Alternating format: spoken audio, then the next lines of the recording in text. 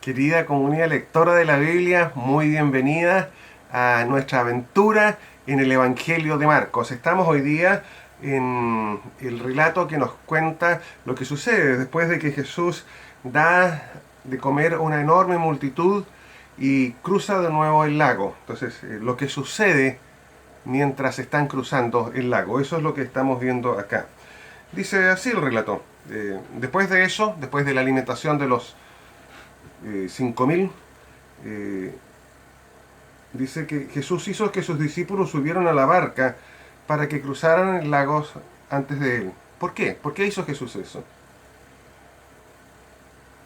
Porque cuando sus discípulos se fueron, él se fue al cerro a orar.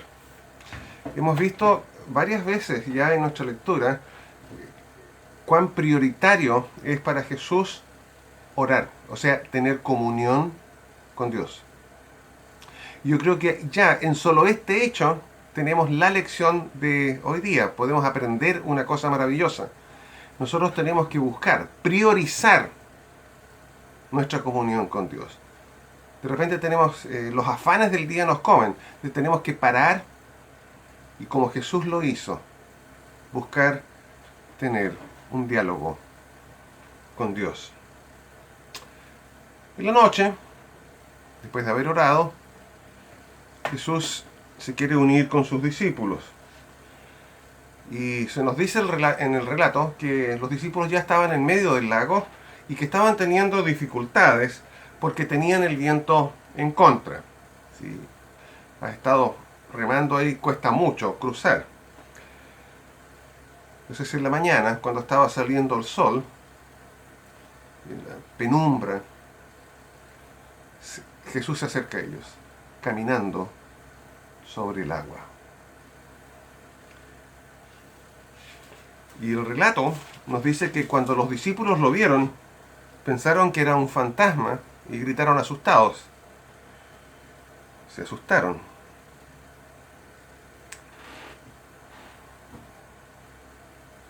Jesús acaba de alimentar a 5.000 personas. Ellos acaban, en los últimos meses, años, acaban de ver a Jesús haciendo milagro tras milagro, tras milagro, tras milagro, enseñando sobre el reino y aplicando esta enseñanza en situaciones prácticas, sanando endemoniados, sanando personas de enfermedades que no podían curarse. Lo ha hecho todo. Muertos de vuelta a la vida. Este grupo ya debió haber sido más expertos en entender que al lado de Jesús cosas especiales sucedían, pero no. Y Jesús les dice: calmen, soy yo, no tengan miedo. Subió la barca y se calmó el viento, y después se nos dice que ellos quedaron muy asombrados. Bueno, en realidad siempre al lado de Jesús nosotros tenemos que tener asombro, porque la gloria de Dios es tal de que nunca vamos a poder comprender plenamente cuán grande y maravilloso es nuestro Señor. Pero si ese asombro surge por incomprensión y no buscas en Dios que Él te ayude a entender quién es Él, ahí hay un error. Aquí se nos está diciendo algo que solo se soluciona post-resurrección. Los discípulos no habían entendido el milagro de los panes, pues tenían el entendimiento oscurecido. Venía la luz a ellos y ellos estaban todavía en su entendimiento de la oscuridad. Por lo tanto, no comprendían lo que estaba sucediendo. Eso lo vimos. Fueron capaces de entender que Jesús era el Mesías, pero no logran entender lo que significaba para Jesús ser el Mesías. Entonces, cuando Jesús les dice que tiene que ir a Jerusalén y que va a morir, pero que al tercer día va a resucitar, los discípulos le dicen: no, eso no es así. Y en nuestro oscurecido entendimiento, muchas veces nosotros tratamos de negociar con Dios desde nuestra perspectiva. Pero recordemos, si tú tratas de negociar con Dios desde la oscuridad no es una buena consejera. Por lo tanto, espera que Dios moldee tu vida con luz para que esa luz sea la que te indica y te ayude. ¿Cuándo estos discípulos recibieron entendimiento? Cuando vino sobre ellos la unción del Espíritu Santo el día de Pentecostés. Y esa unción tú la tienes. El Espíritu Santo mora en ti. Puedes decir con Pablo, el autor de mucho del Nuevo Testamento, ya no soy yo quien vive, es Cristo que vive en mí. Y al vivir el Espíritu de Cristo en ti, Dios vive en ti, tú eres templo del Espíritu y tú tienes entonces en tu vida el entendimiento de Dios. No va a ser tu situación. Y por último, si te asombran cosas no entiendes, tienes a quien acudir inmediatamente, porque Dios vive en ti. ¿Qué te enseña esto sobre Jesús? Lo que hemos visto. Recuerda que estamos intentando en esta sección de nuestras lecturas aprender quién es Jesús. Jesús tiene control de todo.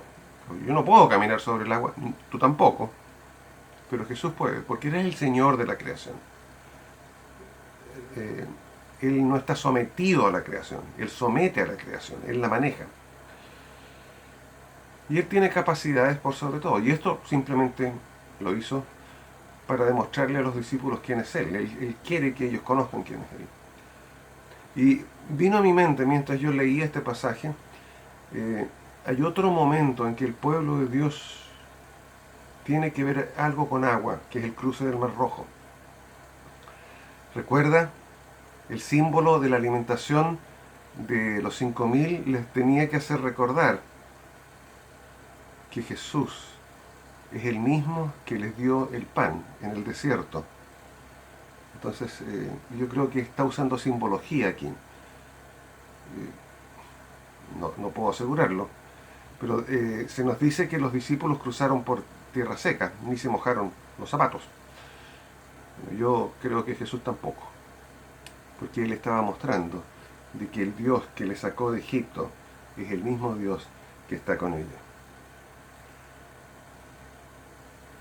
Agradece a Dios, porque tu relación con Dios no depende de tus capacidades, depende de la misericordia de Dios y de la unción del Espíritu Santo. Y pídele que te ayude a comprenderlo cada vez mejor. Que Dios te bendiga hoy día. Y tenemos un nuevo versículo que estamos aprendiendo esta semana. Lo encontramos en el capítulo 7, versículo 37, que es el último versículo del capítulo 7. Llenos de admiración decían, todo lo hace bien, hasta puede hacer que los sordos oigan y que los mudos hablen. Llenos de admiración decían, todo lo hace bien, hasta puede hacer que los sordos oigan y que los mudos hablen. Que Dios te bendiga.